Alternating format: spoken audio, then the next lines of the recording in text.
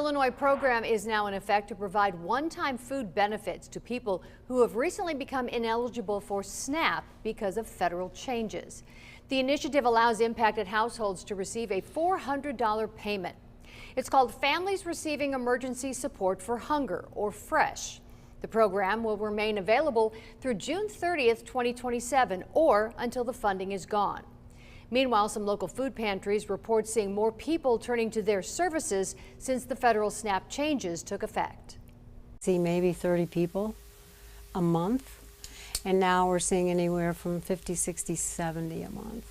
So there's been a big difference, and I have a lot of people that come in and they've either lost their benefits, and they have to reapply, and they don't have the requirements, and so it's been pretty tough. She says some clients have seen their monthly SNAP benefits drop significantly, including people who went from receiving $100 a month to just $23. State officials say households who qualify for the FRESH program are automatically enrolled and do not need to apply.